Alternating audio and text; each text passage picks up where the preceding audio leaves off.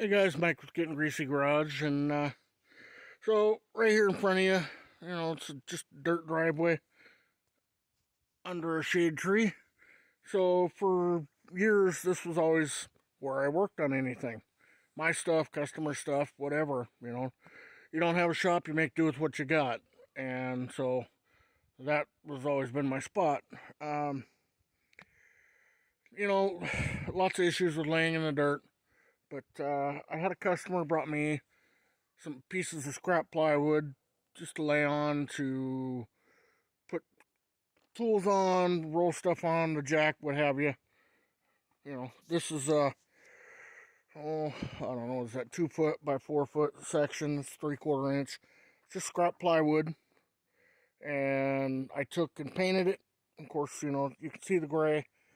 It was a bucket, literally a free 5 gallon bucket of some gray paint, house paint. I don't even know what it is, what kind it was. Um, But this piece of wood is like, I've had it for 4 years. It's laid outside, laid on the ground, gotten soaking wet, and that piece of wood is still just fine. Here is another sheet, and two more sheets. In fact, I already used one of these. One's right there. Rolled the cherry picker on it to pull that 2.4 out. Uh, you know, so my point to this is, not all of us can afford a shop. I'm still grateful to have the small shop that I have, but you can take plywood and work outside in the dirt and do what you need to do. I so often hear, well, oh, I'm not going to build that until I have a nice shop, or those kind of excuses. To me, those are excuses. If a guy wants to work on his car, build his car, you do what you got to do to do it, get to it, instead of, I need a bigger shop, or I need a shop, and I need a concrete floor. All these sheets of plywood here, these white ones, and the one over here on the ground that I showed you, these I got for $10 a sheet on Marketplace. There's four of them. They're 3/4 inch. I don't know what kind of plywood it is. It's not that OSB chipboard stuff, but um, I got some free house paint. There you can see a 5 gallon bucket. Um, Habitat for Humanity always has cheap paint. Um, People are always trying to get rid of old paint. It doesn't matter what color, but if you take your plywood, paint, just saturate it. I mean, I used a brush and put this on. This stuff's so thick on there that it literally took all day to dry. And it's water-based paint, but it soaked it in. It's nice and thick. I got all the edges, and so I can leave this plywood outside on the ground, use it. It'll get wet. If I spill oil or transmission fluid or something on it, it wipes right off because of the paint. Um, I'm into this for $40. I got 4 sheets of wood. That's enough wood to fit underneath a full-size pickup truck to replace a clutch or a transmission, rebuild the front end. You build a whole truck. So it's kind of hard when you can do cheap things like this. I mean, if you wanted, you could go buy brand new plywood, but this plywood came off of a job site, and they used it inside of a building and drove a man lift on it. Didn't hurt it at all. Works fine for my purpose. The other thing is these 10 by 10 pop-up canopy things like you'd use for camping or tailgating.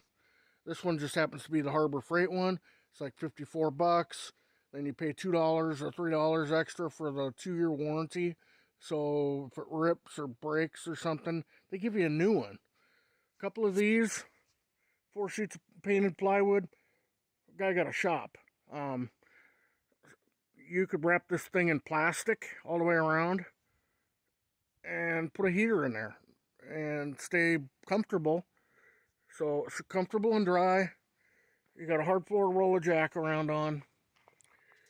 So I guess my point is, be a little bit creative, and with a few things you can have a space to work on your vehicles, even if it's just changing oil on your work truck, or putting a transmission in your hot rod or something.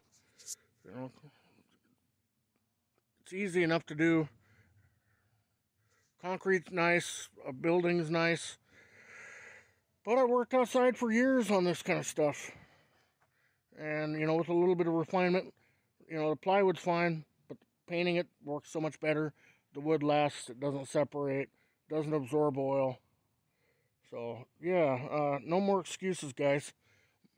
Find construction sites and ask around. Sometimes they'll let you go through their scrap pile to get smaller pieces. If all you can get is OSB, OSB's fine. In fact, the OSB is what my whole shop floor is made out of. Again, I painted both sides of it and the edges. This is a dirt floor. I put plastic down under it, and I'm going on a year. And this stuff's been wet, been oiled. The paint's getting a little thin from walking through here every day. But once the Fairlane comes out, I'm going to take what's left of that 5-gallon bucket of paint, sweep this off, and paint it again. I don't care if there's some dirt or dust on it. Keeps it protected. I tied it all together with some little pieces of sheet metal and some screws. And, in the reality of it is, when you have to lay underneath a car to work on it, wood's warmer than concrete anyway. So, yeah, I just want to show you guys that. And as I watching a video the other day, and the guy says, well, I'm not going to build that car until I got a nice shop. And all he had at that point was a carport. And it just kind of got to me, and been a little bit under the weather and been busy with other things not really suitable for videos. So, yeah, got a lot going on here. Still doing a Fairlane. I got that PT Loser. That's kind of a charity thing that I do once a year. I find somebody that that's trying. They have a job. They're not making enough money, but they're really trying in life, and they buy the parts, and I'll do the work for nothing. I do that once a year. Try to find elderly person or a single mom or somebody that needs a helping hand, but that's trying in life. So if you're a mechanic or capable of these kind of things, that might be something you could offer a couple hours of your service, your time, to somebody that could use a helping hand. Everybody knows parts cost what parts cost, but taking a vehicle to a repair shop is oftentimes beyond what most people can afford, and everybody got to have transportation. I live in a rural area, so the nearest bus line to me is about 15 miles. So, yeah, you have to have transportation. But anyway, got that going on, the Fairlane. Got the black Silverado over there. We're going to move that over today and go ahead and plop the Turbo LS in there. It's sitting right there, ready to go. So I can get it in, running, and off to the exhaust shop and out for tune. And then, let's see, we got the 260 project. But I got a really cool thing happening in 2 weeks, so all of this stuff has to be moved and cleared out of the way. So that's going to slow down a little bit of progress, but I got to bring in 10 yards of gravel here before winter anyway. So yeah, anyway, get out there, hunt Marketplace or Craigslist. You can find free wood or cheap wood like I did. Throw some free paint on it, and you got an instant floor. You can get out there and work on your projects. So anyway, guys, this is enough out of me for today. Doing some more floor pan work in the Fairlane. We've already seen 2 videos on that. Didn't see any point in doing another video. It's just It's slow, it's time consuming, it's dirty work, but it's not really video worthy. I did get the new taillights and stuff on the Fairlane. I don't know if I showed that yet or not, but they look real sharp. New backup lenses, and the taillight lenses cleaned everything up. All new gaskets, LED bulbs. It looks real sharp. So, anyway, enough out of me. Thank you guys for supporting the channel. Thank you for subscribing. If you're not subscribed, please do. Like, share, comment. All that stuff helps the algorithm and really helps out the channel. Helps us grow, all that good stuff. So, anyway, stay greasy, my friends. Get some cheap plywood. Get out there and work on your cars.